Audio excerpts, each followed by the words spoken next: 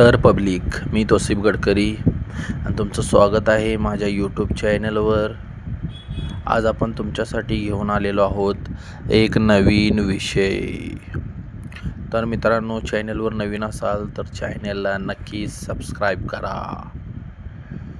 त्यामुळे तुम्हाला आपल्या चॅनलचे अपडेट भेटत राहतील. तर आज आपण माहिती घेऊन आलेलो आहोत एक शेळ्यांची वेगळी जात, ज्याला कोकण कन्याळ शेळी असे म्हणतात. ही आपल्या महाराष्ट्रातील एक प्रमुख जात आहे. जशी उस्मानाबादी शेळींची जात आहे, तशी कोकण कन्याळ ही आपल्या महाराष्ट्रातील एक प्रमुख जात आहे, जी कोकणी भागात किंवा कोकणच्या भागात प्रामुख्याने आढळते. आता हिचं वैशिष्ट्य बघायला गेलं तर कलरमध्ये ही जी विविधता तुम्हाला आढळेल. तोंडावर पांढऱ्या रंगाचे चित्रात तुम्ही पाहू शकतात. पूर्णपणे दोन्ही साईडने चट्टे असतात. नाकाच्या बाजूने उभे असे पट्टे असतात. पायाच्या बाजूने मोजासारखे पांढरे पाय असतात.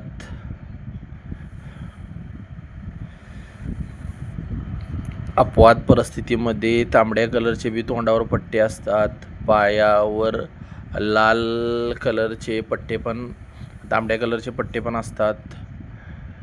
चित्रामध्ये तुम्ही पाहू शकता पांढऱ्या किंवा तांबड्या रंगाचे पट्टे तोंडावर, कानावर आणि पायावर गुडघ्यापर्यंत असतात. ही प्रमुख तिचं वैशिष्ट्य आहे, तुम्ही पाहू शकता. ही जात प्रामुख्याने आपल्या कोकणच्या भागात महाराष्ट्रामध्ये पाहायला भेटते आणि अतिशय उत्कृष्ट अशी जात, उस्मानाबादी सारखी दिसणारी सेम ही जात आहे. आणि प्रजनन वगैरे उत्पादन तिचं बघायचं झालं तर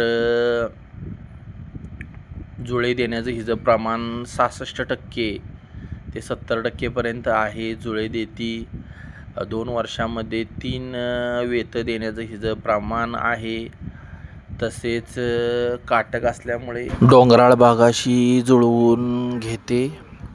तसेच रोगप्रतिकारक शक्ती उंच असल्यामुळे कोकणसारख्या किनारी भागात तसेच डोंगराळी भागात ही जात प्रामुख्याने चालते.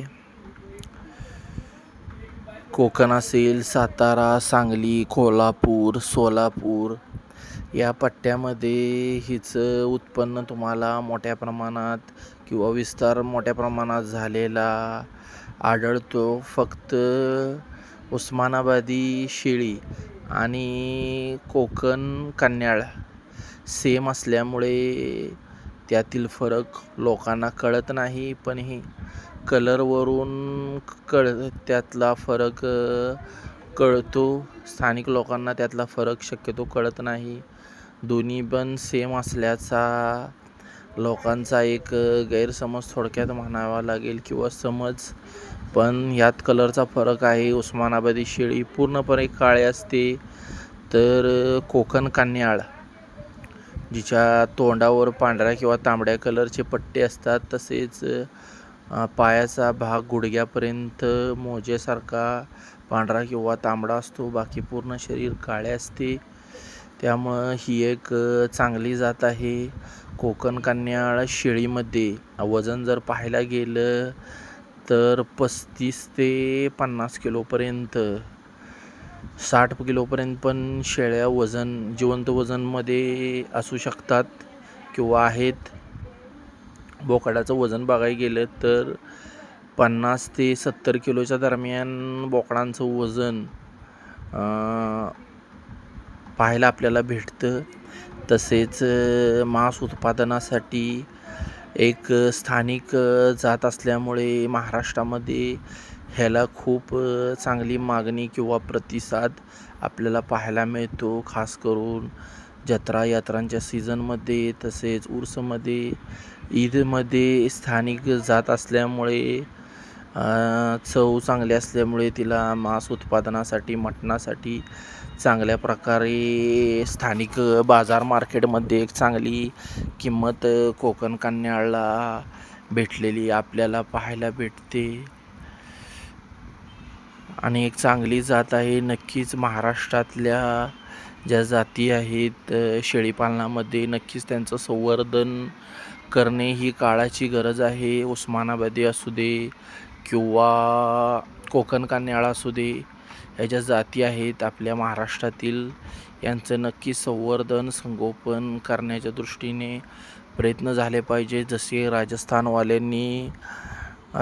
राज्याचं आपण पाहिलं तर त्यांनी सिरोही असेल, सोजत असेल किंवा गुजरी असेल, यांचं चांगल्या प्रकारे ब्रीडिंग करून संकरित करून त्यांना चांगल्या प्रकारे डेव्हलप केलेलं आहे. त्यामुळे ती जात तिथे एक चांगला तिचा दर्जा आणि संपूर्ण भारतभर त्यालाच एक चांगली मागणी असलेली आपल्याला पाहायला भेटते.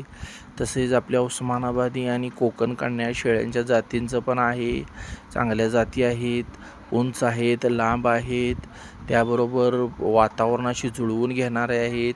रोगप्रतिकारशक्ती चांगली आहे आणि स्थानिक वातावरणात पावसात थंडीमध्ये कड काढून राहतात आणि चांगल्या प्रकारे त्यांचं उत्पन्न आणि भरभराट झालेली आपल्याला पाहायला भेटते. शेळीपालनमध्ये किंवा नवीन शेळी पालनचा फार्म वगैरे सुरू करणार असाल तर 2 किंवा 3 उस्मानाबादी आणि 2-3 कोकण कन्याळपासून जरी सुरुवात केली तर यांची संख्या थोड्याच एक 2-3 वर्षांमध्ये 20-30 किंवा 50पर्यंत पण गेलेली आपल्याला पाहायला मिळते. थोड्या वेळात आणि थोड्या खर्चात टिकणारी जात आणि भरभराट करून देणारी अशी जात ही कोकण कन्याळची आहे आणि आपल्या उस्मानाबादीची पण आहे. त्यामुळे ह्या जातीचं नक्कीच आपल्या इकडे संवर्धन आणि त्यांची निगा राखली पाहिजे. कोकण कन्याचं खास वैशिष्ट्य म्हणजे भरड वगैरे नसली तरी पाल्यावर, सुक्या किंवा ओल्या पाल्यावर टिकून राहणारी आणि एक मजबूत असा बांधा असलेली ही जात आहे, जिला स्थानिक बाजारपेठेत किंवा मार्केटमध्ये, शेळी बाजार मार्केटमध्ये त्याला एक चांगलं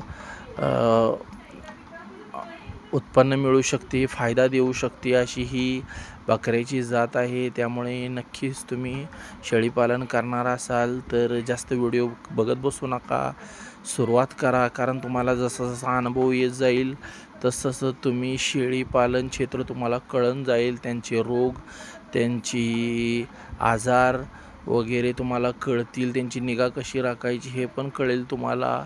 कारण प्रयत्नांती परमेश्वर अशी मराठीमध्ये म्हण आहे. कारण आपण जोपर्यंत प्रयत्न करत नाही तोपर्यंत त्याला त्या वस्तू कळत नाहीत. फक्त आपण विचार करत राहिलो तर त्या गोष्टी शक्य नाहीत. त्यामुळे नक्कीच कोकण कन्याळ एक चांगली जात आहे, त्यामध्ये इन्व्हेस्ट करा. नक्कीच सर्व शेळीपालक आणि शेळी फार्मवाल्यांना भविष्यासाठी शुभेच्छा.